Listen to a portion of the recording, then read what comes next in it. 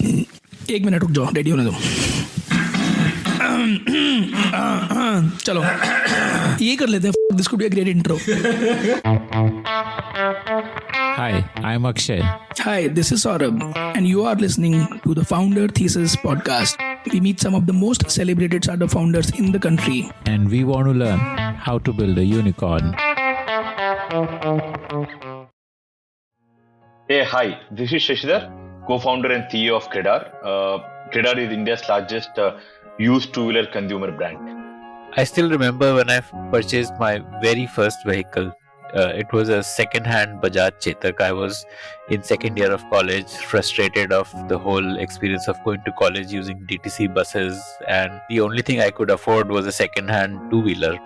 And the experience of buying a second-hand two-wheeler was so intimidating for a 19-year-old kid. You pretty much had to just pray that the vehicle you're buying is a good one, because there was no assurance, there was no guarantee. You just went to a bunch of dealers and picked pretty much based on appearances a vehicle. This was pretty much the scenario even back in 2015, and is what led to the formation of CredR. CredR is a startup that makes the buying of a second-hand two-wheeler a lot more pleasant, and in fact it makes it into a great experience. CredR acquires used bikes, it makes them go through a rigorous testing process. They have their own workshop where any maintenance and repairs needed are done to the vehicles, and they provide vehicles with guarantee in a nicely done up showroom with a professional staff, and the whole experience is like a 360-degree turn compared to the old way of buying a used vehicle. Today I'm interviewing the founder of CredR, Sasidhar, who's had an amazing journey himself and is the epitome of grit and resilience. Here's Sasidhar talking about starting his career after his B school.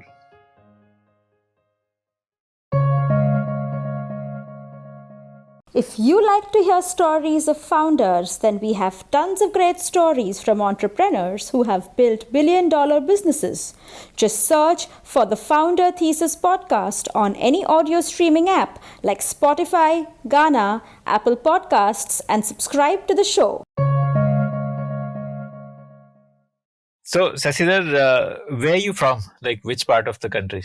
I'm basically from a small town known as Srikakulam, which is close to the coastal city of Visakhapatnam in Andhra Pradesh. Okay. And what were your parents doing? Like, what kind of a family do you come from? My dad is a banker. He was a banker with a public sector unit. He was a banker with the Indian Bank. Though I hail from Srikakulam, I hardly studied a couple of years there. Being a banker, the best advantage is that you roam all across the country. And my dad was like a nomad. Every 3 years you get transferred to a different part of the country. And the advantage of being is that you make a lot of friends. Yeah. But the downside of it is, never make any good friends. No friend will last more than 2-3 years. And my mom is a homemaker. And I have a younger sibling. So what was your aspiration as a kid? Like, we all have dreams of becoming an astronaut or becoming a Tata and a Birla. So what were your dreams like? Brutally honest, I wanted to become a doctor just because my parents pushed me to become a doctor. So right from childhood, my parents kept on telling me that pada hoke tu doctor banega. I started believing it that I want to be a doctor. Which is surprising considering your dad is a banker. So I think if you are from South India and if you are specifically from Andhra Pradesh, there are only two career options. Either you are a doctor or an engineer. Right. So you don't have anything. Primarily, my dad wanted me to be a doctor because he always thought that profession as a very noble and aspirational profession, something to save lives. Okay. So, by the time you were completing your schooling, what was tell me about that transition. What career option did you narrow down on? So schooling was pretty good, very academic. When I got into plus 2, which is 11th and 12th, then my career choices became more medical. Unfortunately, I couldn't get a medical seat by just 1 mark. Oh, okay. And I missed out. But in the hindsight, I feel very good because I still remember when I lost my medical seat by 1 mark. I didn't shave for close to 6 months, and I will not meet my relatives, and I feel so bad, and all those kind of stuff. And at the end of the day, what it used to look as if I've lost the entire life. For close to 1 year, I was in some kind of a huge pain. But then when I realized that life is much beyond that, then I started developing more passion for things outside medical. Then I joined in Nizam's college, which is Hyderabad's number one college in biotech and genetics there. Okay. That's how my career started moving in a different direction. So, so when after my graduation in genetics from Nizam's college, I got enrolled in MSc programs at Central University of Hyderabad, which is one of the very prestigious university in the country. And during that time, I was selected for PhD program in University College of London, Wow. Okay. one of the very few Asians to have make to that kind of college on merit.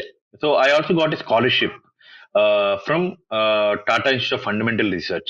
For the University College London course. No, not for that. Between first year and second year of my MSc, I got something known as scholarship program, which is in the entire country there is only one student they pick up for a program, and I was a selected guy to be able to do that. And what happened during that program is I was working on a cancer drug. Okay. And it so happened that some of the students who are working there on the cancer drug were interviewed by a pharmaceutical company management team, Okay. and they were interviewing them as if they know more than the college students.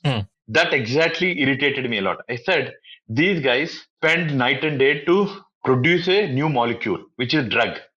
And you being a management graduate, and you are coming from a pharmaceutical company, you have no clue what goes into making such a great product. But you are trying to quiz him, you are trying to criticize him. So that point of time, I decided, I think being in science and not appreciating science is two different things. So if you are going to be in a pharmaceutical company and trying to appreciate what scientists are doing in the laboratories, then you should also have a bent of science mind. Right. I think it was pretty stupid on that day for me to think that way, because pharmaceutical companies have built billions and billions of dollars, and they are not as stupid as I thought on those days. And I said, instead of pursuing my career in science and research, I rather go ahead and do a management degree and then use my graduate and postgraduate skills in science and couple up with my management skills of my MBA graduation. I'll be a much better pharmaceutical executive, is what my thought process was. And during the same time, one of the other reasons why I stayed back in India and not went to London is the fact that my mom was affected with cancer. Okay. And I'm very attached to my mother and my father both. Extremely emotional, hypersensitive. So I have decided to give up the career of going to London and pursuing that, because at some point of time I thought my mom may not live as much as I wanted her to live. I stayed back, stayed with my mom, stayed in India, picked up a management degree, and that's how the education proceeded. Okay. So where did you get placed from campus? Like, how did your career start?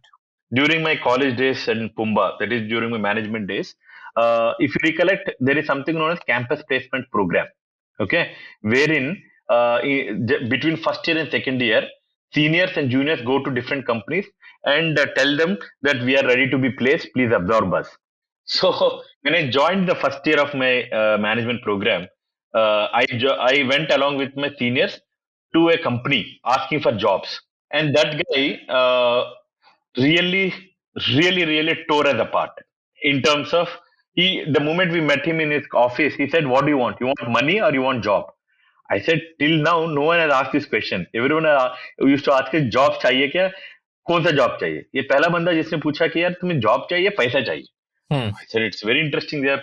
I said, why would you give money to us? He said, we are a venture capitalist company. We are a venture capital fund. Okay. So we invest in startups. My senior who was accompanying me has absolutely no clue what that guy was talking. And that guy gave us 10-15 questions, and I hardly could answer 5-6 questions. And I was really thrilled to see the kind of intelligence that is required to be a part of that venture capital market or industry. Right. I came back to the room. I said, if at all I do a job, I will definitely do in a venture capital fund. That looks so sexy. That guy was tearing us apart. That guy was asking questions which were so motivating, so intellectually stimulating. Why would I not do that? So, but the rest of my college, rest of my students, rest of my batch was saying that, yeah, who works in such a small office? There are only 8 people in the entire fund. I said, you're losers. You don't even know what these guys are up to. These guys are epitome of intelligence. Right. Just because we don't know about them doesn't mean that they are worthless. So what I've done, I've researched a lot. I researched a lot thinking that what does it take to enter that industry?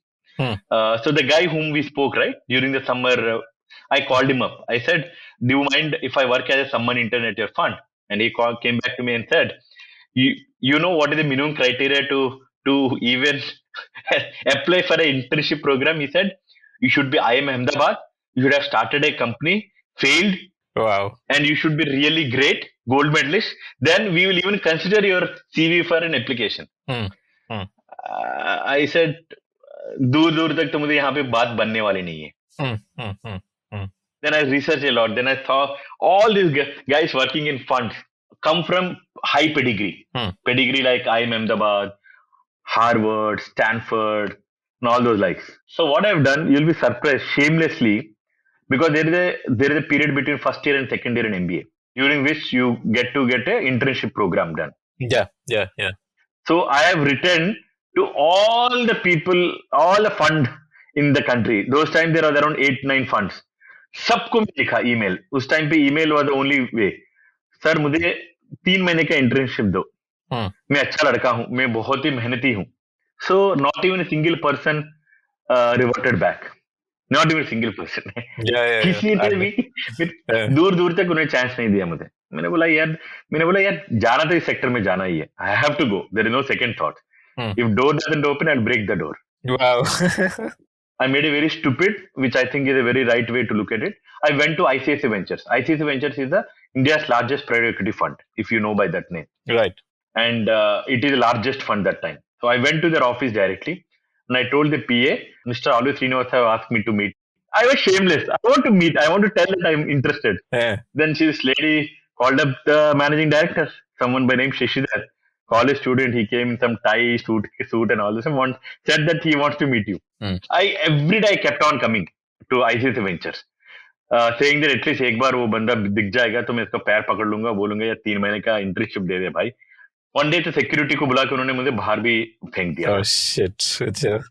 Because they thought I was acting a bit maniac. Then one fine day that PA, I met her outside in a bus stop. I was waiting for her to come after the office. I really don't know. I know it's very awkward, but all I want to do is work in that office. I don't have a degree. I'm not from IIM Ahmedabad. I'm not from Harvard, but I'm very, very passionate. मुझे एक बार sir को बोलो कि ये लड़का non stop आ रहा है, उनको एक बार बात करने के लिए चांस दो. Somehow things worked. So she was really good, and she felt that this guy required a chance, and she spoke to the managing partner and said, this guy is coming non-stop for last 1 week, 10 days, and he just wants to talk to you for 5 minutes, and after 5 minutes you judge whether you want to take me or not. Then that gentleman has been very kind. He said, I can't do anything. I'll put you across my HR, and HR fundamentally is currently conducting interviews for summer internship at our fund, and you can sit along that. So I met the HR person. Don't take it other way. She thought कि बस यार miss आपका degree कहाँ से? तो मैंने बोला यहाँ से. Then she showed me 4 CVs, all IIM Ahmedabad candidates, all gold medalists, IIT Kharagpur computer science graduates. आपको उनके साथ इंटरव्यू में बैठना पड़ेगा. I'm very happy sitting next to them. And I didn't have any mentor. I'll be honest with you. I didn't have any mentor. No one taught me. At least these days, there are a lot of mentorship programs. You can reach out to seniors and all this kind of stuff. Yeah. The first day of interview, you'll be surprised. I felt like a buffoon with a very oversized coat, with a tie which is very badly done. and all those stuff. I went there. I sat next to four really sharp IIM Mandras guys who were looking very sharp in their dress. They're looking like they have arrived in life. Yeah. So I'm not ashamed. I'm not ashamed. I introduced myself to all the folks. I said, I know you guys will be selected, but I want to go through the interview process. Blah blah blah. I kept on chatting with them, and there are few rounds of interviews, and luckily, trusted, I passed each one of the levels of interviews. Okay, and finally, the day came where they had to make a choice. So, as per the ranking, as per the marks, I and the one more guy both got shortlisted, but they had to only make one choice. तो obviously IIT IIM Ahmedabad का बच्चा कोई मिलेगा ना, मुझे क्या था मिलेगा.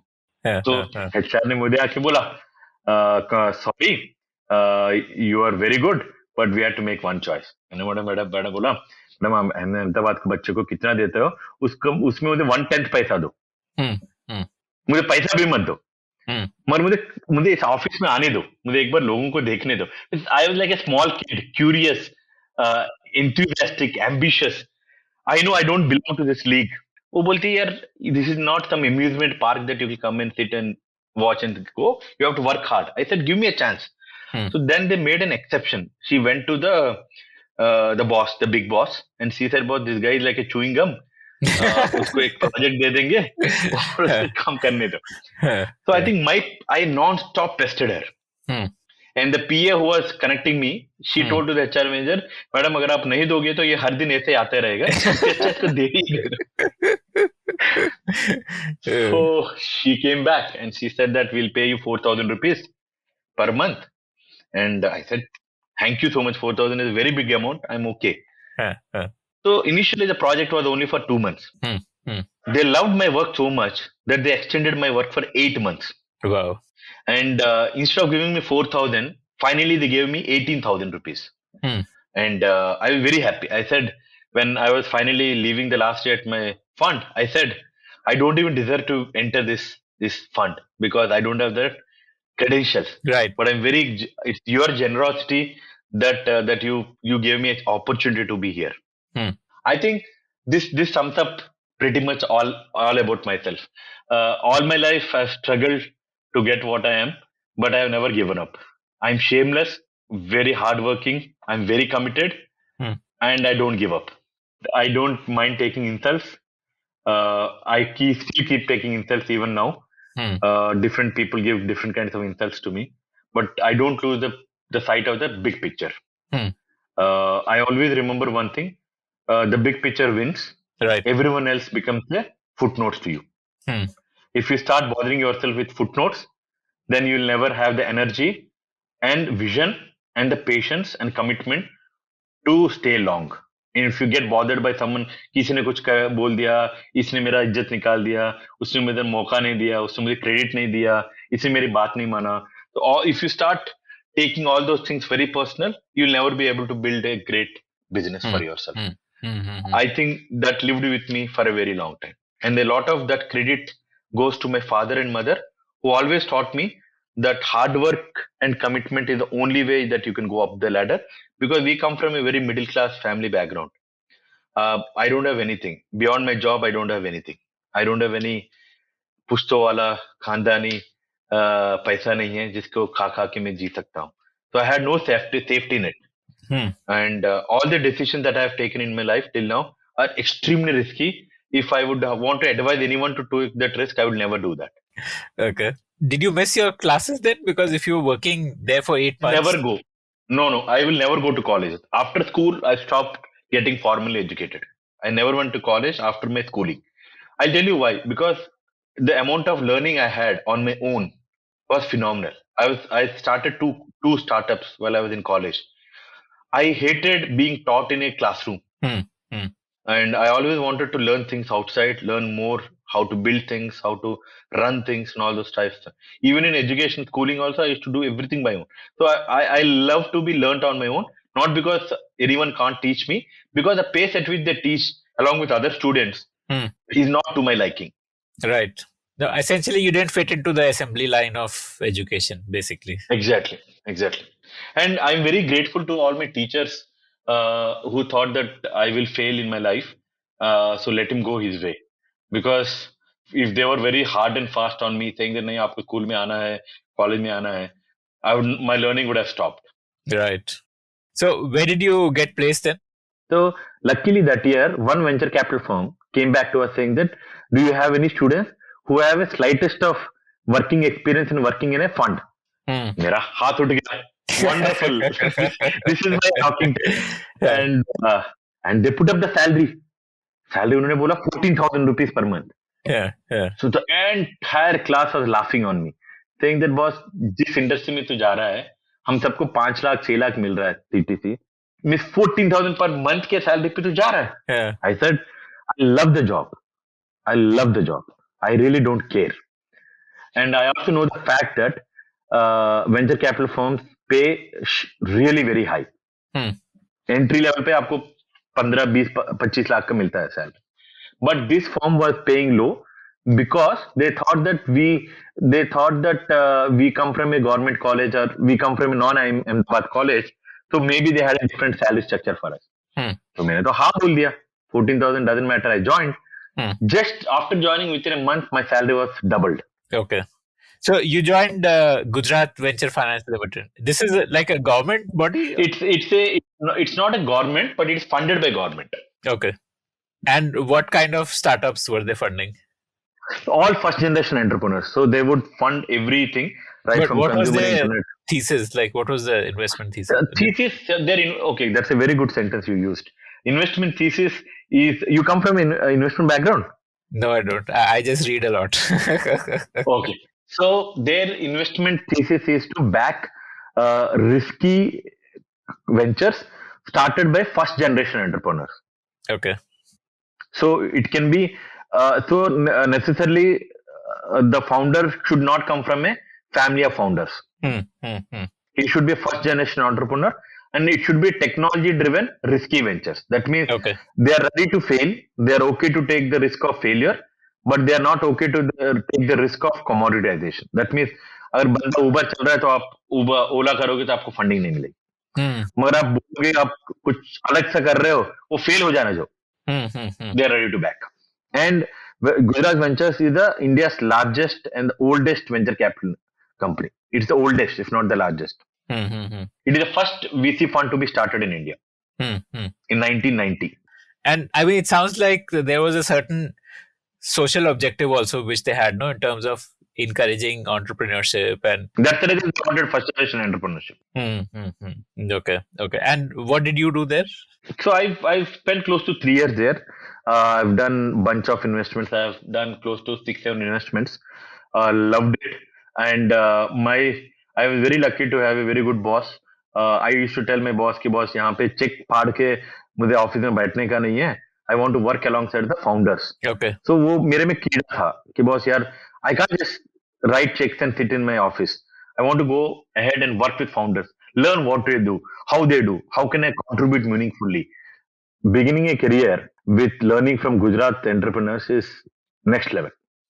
But Ahmedabad has played a very big role in me trying to understand business at a ground level. Okay.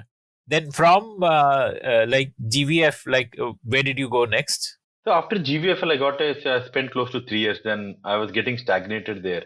And then I got a very good opportunity working for Evolvence. Evolvence is a Dubai-based fund which invested in India. Okay. So they wanted someone to head their India team. Okay. To be an important part of the member of India team. So I joined them. Initially, they were supposed to set up an office in Mumbai, but it got delayed. But I was working out of Dubai office. Okay. It's a typical private equity fund. We invested in a lot of companies, $5 to $15 million. And so this would be like Series A, Series B. It is more Series B. Yeah, back those days, 15 million, matlab Series B hai yaar. I'm talking about 10 years back. Yeah, right. But honestly, I really didn't enjoy working there as much because typical private equity fund के जैसा check फाड़ो और बैठ जाओ. And since I was working in Dubai, I didn't get much opportunity to come back to India and work with founders. So learning from the founders was always there on my to-do list. And Secondly, also at that point of time, my mom was not keeping well. If you recollect, I told you earlier. Yeah. She had a cancer remission. Okay. And I clearly told my boss, saying that, boss, if you are not able to set up an India office, I would want to know when it will be done. Hmm. And a couple of years later, maybe a year and a half later, I think I quit, and I started briefly working as a part of Angel Network, and that's when I met K Ganesh. K Ganesh is a serial entrepreneur based out of Bangalore. Okay. So K Ganesh and Meena Ganesh started a company known as Grow Story. Okay.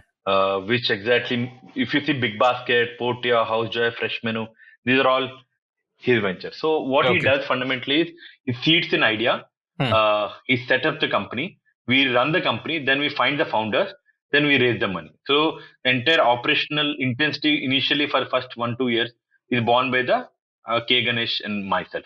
Hmm. So I think that was a really learning experience. That's when CredR happened to me. To begin with, I was an investor in CredR. CredR was somebody's idea that was pitched to K Ganesh, and K Ganesh invested in it, or It was someone else's idea. We invested in him, as in when.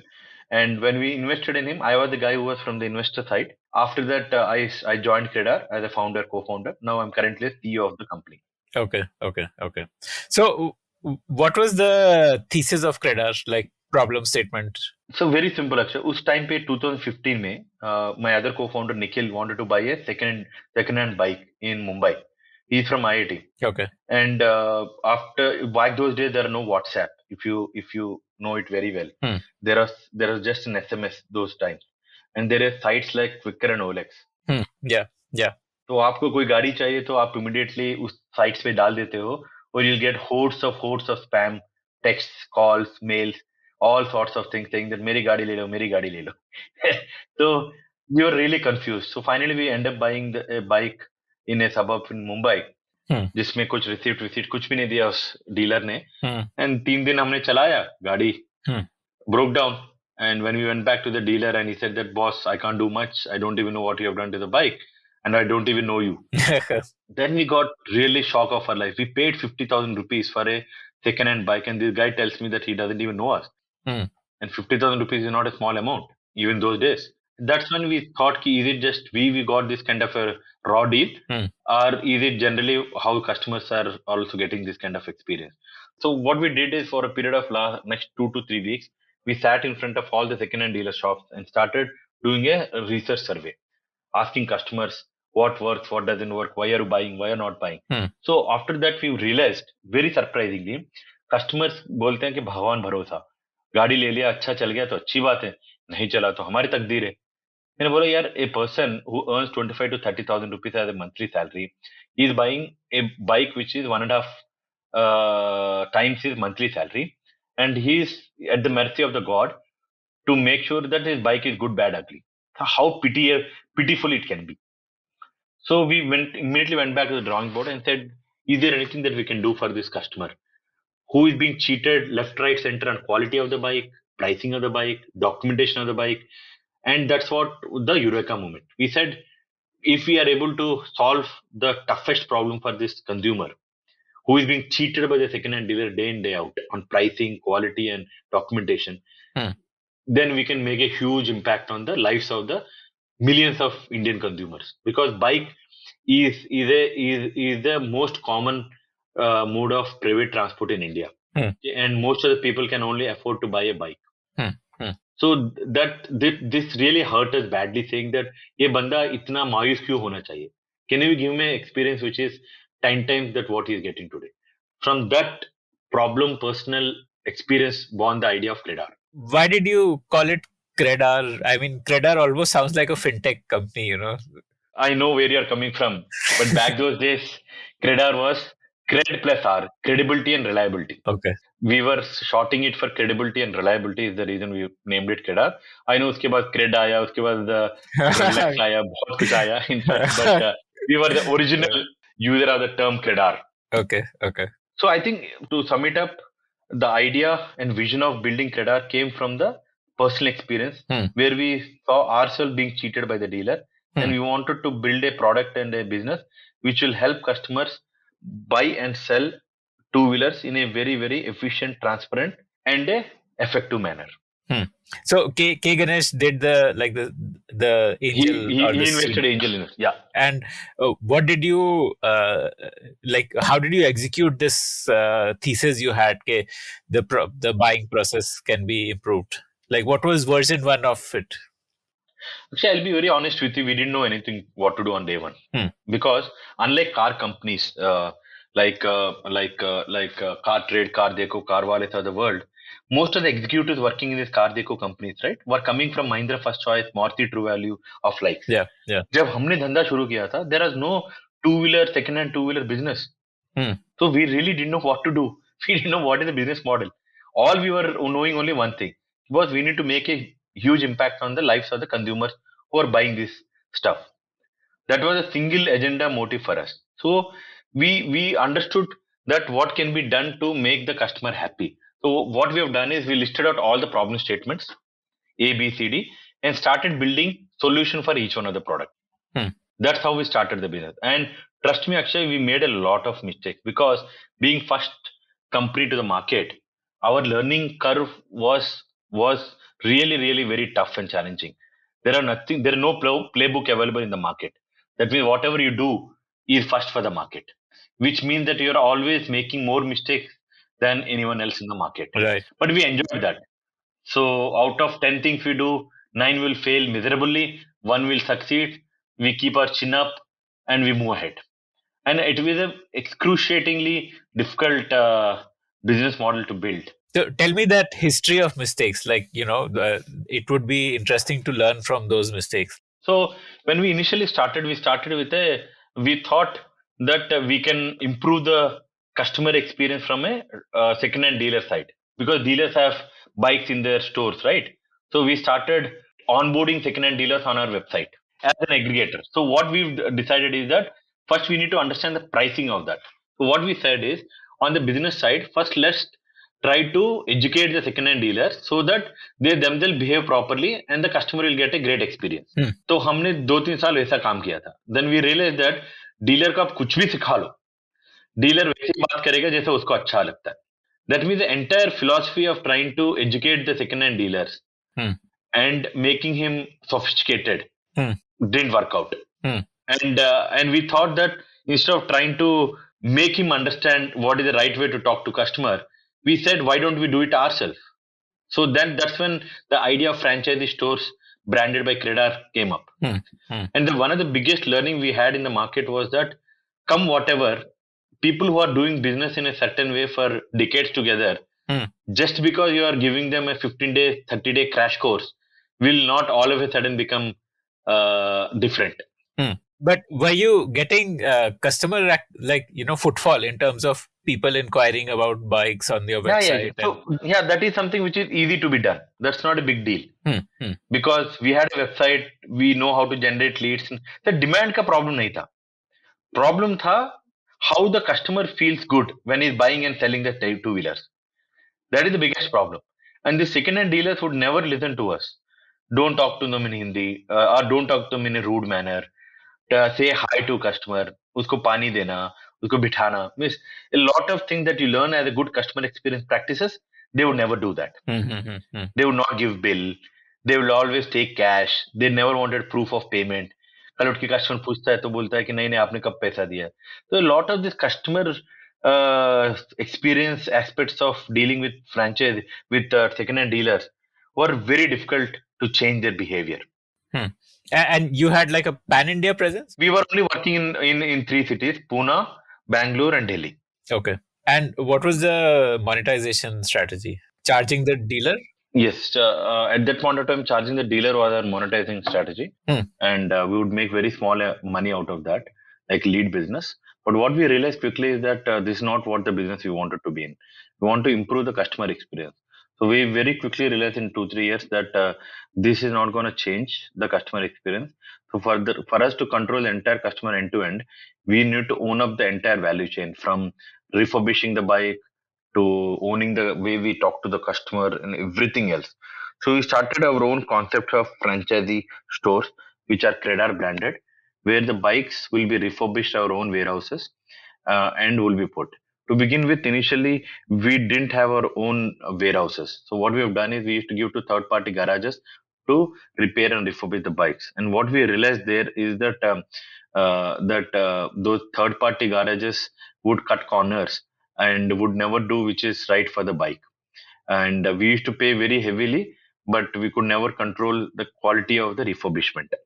That's when we came back and say, okay, boss, this is not this is not going to work. Even the refurbishment bit should be taken care by us. And that's when we went back to the drawing board and said we'll have our own workshops wherein these bikes will get refurbished for the best quality, and they would be sold to the franchisee showroom where the customers can come and buy those stuff. Okay. It sounds like a very asset heavy kind of a model then, no? Like you would have to pay upfront for the bike and would need a lot of funding also to run something like this, because and then you have to invest in workshops and to manage the refurbishment process. But that's the cost of doing the business, Akshay, because at the end of the day, we want the customer to be happy. So none of the listed companies like Rolex, Quickers, or the Drooms of the world were able to make customers happy, because the transactions would never happen because the buyer and sellers are not happy with the entire flow. The buyer would always be cheated, saying that the bike that he got was of low grade quality, the paperwork was not good, and the pricing was not just right. So it needed a trusted brand like us who would stand next to a customer and say, "Well, don't worry about all those problems. We'll take care of it, and you can walk back home with peace of mind that you brought something which has a brand value. And if something goes wrong with this product, you can always come back to us."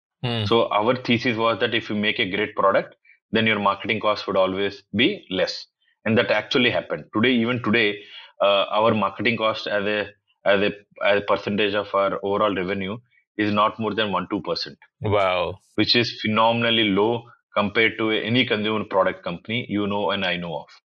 And where did we invest that? We invested everything into making the product much good, much stronger. That's where the difference come in. Though this may come as a short-sightedness, maybe 3-4 years back, people laughed at us.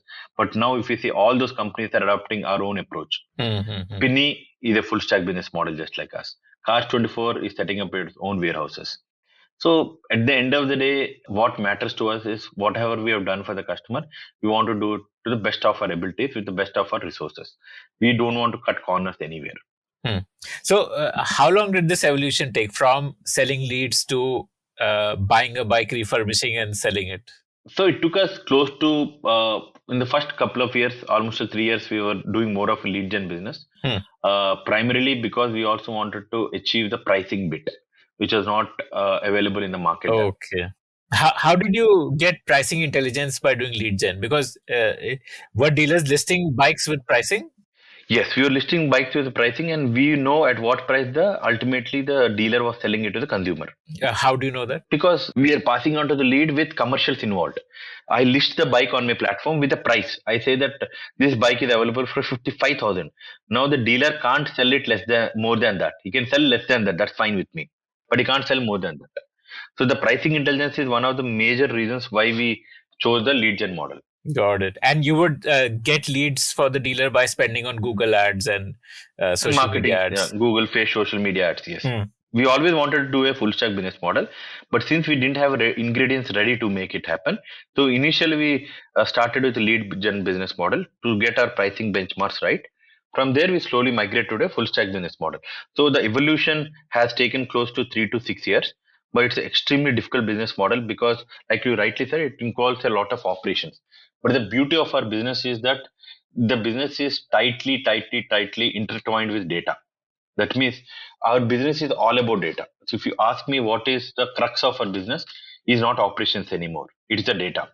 Our ability to understand the price at which we are buying at the right location at the right price with the right quality of bike and selling the same bike to the right customer at the right location at the right price is all about data. Right. And were you also buying like B2C model, like someone can directly go to your website and sell his bike? Off late, yes. In last 6 months, we had to do that because the trade-ins and walk-ins have almost all disappeared. Okay. Has come to a trickle because of COVID. A lot of customers were not going to showrooms to buy new bikes. So that's when we started offering customers to sell their vehicle directly to us, and also offered them to buy new bikes because we partner with a lot of OEMs. And when you buy a bike, what is that process like? We have a mobile app which captures not only just bare minimum specs of the bike, it also gets into the nuts and bolts of the bike, the quality of the bike. So over a period of last 6 years, we have refurbished more than 5 lakh bikes. So we know the bikes like the doctor knows its patient. We have built a lot of diagnostic tools inside our mobile apps, which helps us judge the quality of the vehicle. And that has been a learning, and that keeps evolving. It's very difficult to judge a bike without touching it. I think that science we have developed over a period of time, and I'm still saying that it's still 80 to 90% perfect, but I think that's the crux of the business. So you're using like machine vision, the camera points to the bike. Yes, it camera points to the bike, it picks up the right signals, noise, a lot of things that goes into picking up the right parameters that help us judge the bike. Okay. So that data goes back to a server, and then the server is able to. It goes back to server. That's exactly what happens. Yes. Okay. Once you buy the bike, then it goes to the workshop where it gets refurbished, and then how do you decide where it goes for selling? That's exactly the data, right? That's all about data. So I know the demographic profile. I know the demand supply dynamics of each hyper location I have. I know what sells in Indiranagar, what sells in Kormangla, what sells in Pinya, what sells in KR Puram. So I think that data is very, very valuable and crucial for us to make that decision of keeping which bike in which showroom. Okay. These franchisees pay you upfront, or how is the upfront? Okay. So how does one become a CredR franchisee? What is that process like? How do you control quality at the point of sale? That is the toughest part of our business. What we do is we are very choosy about the kind of people we work. Initially, we used to work with everyone. Anyone जो भी पैसा देता था, हम उनको franchise बना देते थे. Then we realized that franchises are also not all homogeneous. So we had to let go a lot of franchises because of their reluctance to comply with our standard operating procedures. What is the profile of a typical franchisee who comes to you? Like, are these people who are already into second-hand bike business, or what? No. Very surprising. We don't take anyone who has a second-hand business background because they typically bring their own knowledge to the market. So we typically take people from consumer experience background, customer experience background, people who are in different service-oriented businesses. For example, someone selling insurance, restaurant business. People who have front-ended customer are the kind of people we take. Okay. Do they pay something as a fixed cost? Yeah. So they pay something known as royalty fee upfront one time. Okay. And that stays for a few years as a part of non-return refundable initial fee. Okay. There is an SOP around everything. The way you have to build the showroom, the way you have to treat a customer. So there's a huge long list of SOPs that we ask the franchisee to comply with. If he doesn't, then we ask them to leave. So we are very clear. If he doesn't follow our SOPs, we really don't entertain him. What about your geographical presence now? We are across more than 12 cities now. We are in fact 14 as we speak. So we are in Rajasthan, we are in Gujarat, we are in NCR, in Pune, we are in Bangalore. What is the lever for this business? Is it more important to build supply, or is it more important to build demand? Like, supply of used vehicles or demand of customers who want to buy used vehicles? I'll give you a simple example. There are 350 million two-wheelers on the Indian roads. Your ability to pick and choose the right kind of two-wheeler from procurement side at the right price, at the right location makes all the difference. Right. If you pick up wrong bike at the wrong location, at the wrong price, at the wrong quality, you will never be able to sell it. As simple as that. It's a supply-driven market, not demand-driven market. Demand is very elastic, but you should have a great technology which can help you filter the right quality of bike to procure. How are you scaling supply then? I mean, that is then the key to growth as a business, right? Like the more supply you can scale up, the more you will grow. Yeah, so our supply channels are pretty much standard. See, again, I'm telling you, we don't care about the supply channels.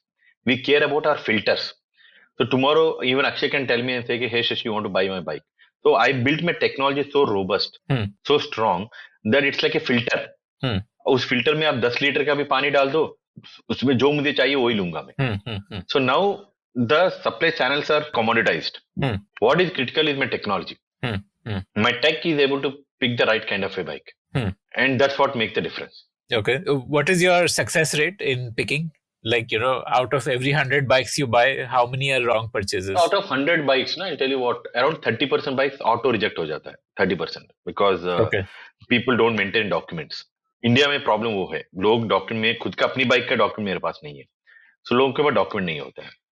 30% automatically gets rejected. Another 10-15% get rejected on interstate.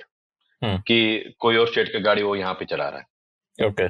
But interstate you could still buy, na? Matlab, you could buy. No, you can't. You can't? Okay. We can do, but logistic cost is too much here. Okay. So essentially you're looking at a volume game, so you want to. Absolutely. Okay. And currently, how many bikes do you source on a monthly basis? We do more than 1,000. We do more than 1,000 bikes on average. Being a COVID, once we get out of the complete COVID situation, we can scale very fast. Okay. If you want to make that 1,000 bikes you acquire a month to, let's say, 20,000 bikes that you want to acquire a month, so what is the path to that? It's very simple. Basic marketing awareness. The more and more people know you, the more and more chances that people will fall into your marketing funnel. It's as simple as that. And we believe that is going to drive our next level of growth. And till now, we were growing only by referrals. By referrals, I mean, people know us, they tell their friends and all this kind of stuff. At some point of time, we want to also grow disproportionately faster. Okay. So you would spend on marketing and branding for the purpose of, do you want to sell a bike, use CredR? Like that would be the pitch. Absolutely. Okay. So what has been your funding journey so far? So we've been very fortunate. To have long-term investors backing us. We started with K Ganesh, then we had Amit Agrawal, Amazon India head, who invested in us. Okay. Snapdeal founders invested in us in the seed round. Then we got Fidelity, which is now known as 8 Roads, to do the investment later. Then we had Omidyar, Yamaha. Till now, we have raised a notch above $17 million in last 6 years, cumulatively. Okay.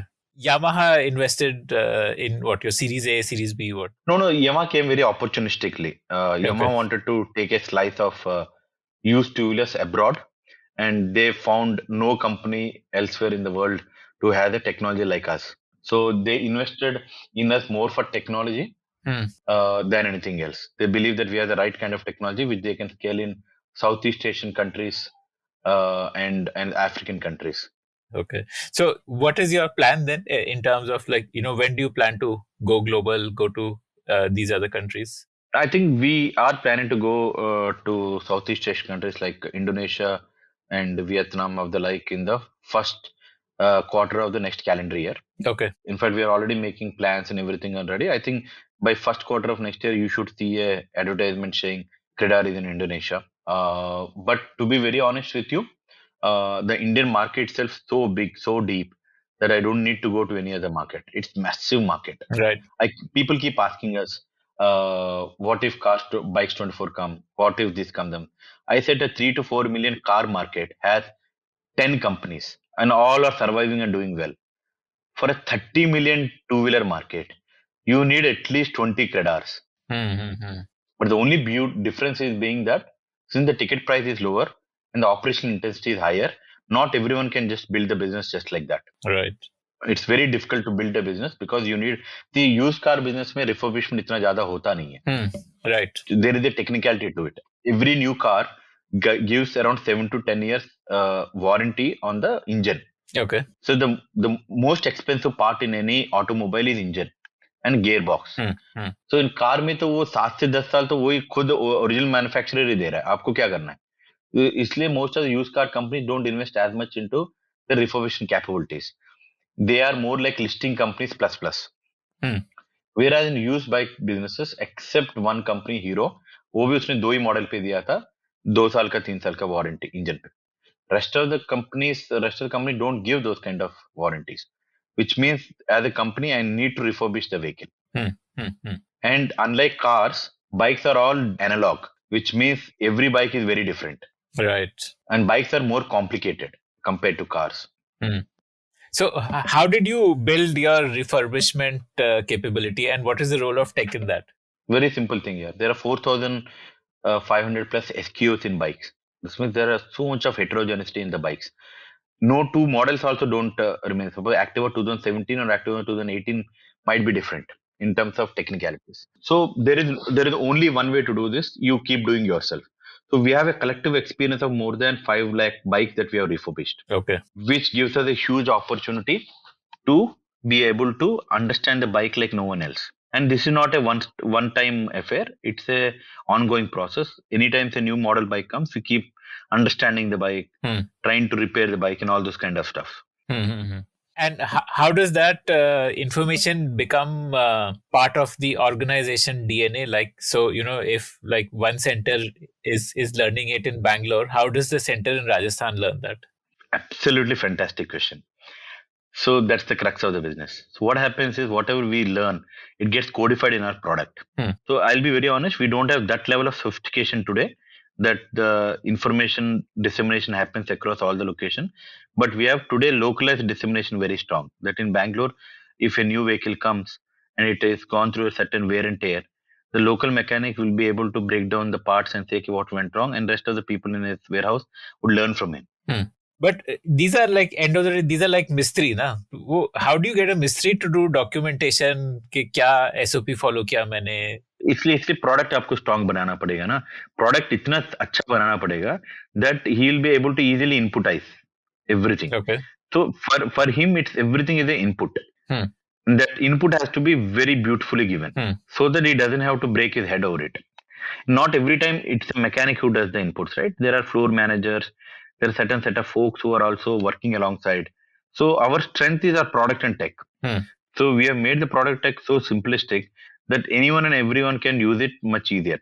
Okay. So like there is a mobile app for repair also where they would enter the diagnosis of the problem, what parts got used. But it's very complicated. What you said is just the beginning of what you're saying. It's far more complicated than that. Okay. Like they would take photos also, so that gets recorded in the system, like what was the damage and what was the... Okay. That's what differentiates us the rest of the crowd. And that since we are doing that in-house, all the knowledge gets trapped within the system. If you're giving this bike to a third-party service provider, a garage, he would never share the knowledge with you, no? What is your path to becoming as big as, say, like Cars 24, which is headed to an IPO? Because the market opportunity is obviously bigger than the four-wheeler market, and is it just a question of that you raise funds more aggressively, spend it on branding and marketing and reach there? See, we are not going to be mad about spending the money. The reason being the market is very big. We don't want to cut corners. You will be surprised. We are the only company who make money on every transaction. Okay, some of the names that you have mentioned, they buy at 100 rupees and sell at 50 rupees because they want to show numbers. We don't do that. We are very very loyal and committed that धंधा को धंधा के जैसे चलाना है. Okay, and the market is so big. There is an opportunity for every player to make his mark. But we want to make it mark in a sustainable and profitable manner. We are not going to sacrifice profit and sustainability in any way. But I mean, a short-term splurge on boosting up your supply would be worth it, no? Like if you could get your monthly supply to like 20,000 bikes a month through spending on marketing and other things. I'll tell you what, you need to understand our business. What is the core nature of our business? We are like an OEM. We are just like a new bike company where manufacturing is replaced by refurbishment. You never see Hero producing 1 lakh units 1 month and 50,000 units 1 month and 5 lakh units 1 more month. Just imagine us like a Hero or a Honda or a TVS. It's a balancing act. It's a balancing act. You keep balancing and keep scaling up. Okay, got it. So by when do you think you will reach the unicorn club? I don't know what that unicorn club means, but all I know is that I want to impact the customer's life. So unicorn will happen when it has to happen. But we are more focused about the fact that more and more customers' lives we have to touch. And it looks as much cliche as possible. Maybe people who have become a unicorn say, okay, boss, this is what we lived all our life. Just because I'm not a unicorn, I'm making the statement. But the answer is no. for us, every funding round is an added responsibility to a larger set of customers for which we raise this funding for. Unicorn by unicorn 100 unicorns होगा जब होगा, और धंधा ठीक से नहीं है तो आप क्या करोगे? Right. I guess part of it is it like geographical expansion also, like in terms of your growth path. Do you want to open up more locations also, or do you want to go deeper in existing locations? I think mix of both. Some markets it is very deep. We'll go. In some market we would end up going a bit wider and longer. So it all depends upon a lot of other factors. There are some markets which don't have the depth. So we don't want to spend more time there. Instead of that, we go horizontal. Would you want to spread mad and wide? No, answer is no. So we take a very calibrated approach. How does the entry of e-bikes and so there is a lot of that e-mobility revolution happening in India. One is of course e-bikes, and second is even like bike rental. How does that what's your outlook on that? Like, how would that influence the way you do business? For us, selling a used two-wheeler is just a function of the product. It's not a function of fuel. Tomorrow we'll sell second-hand e-bikes. We may sell second-hand air bikes. कल उठ के हवा से कोई गाड़ी चलती है तो हम वो भी second-hand बेचेंगे. So we are agnostic of the fuel.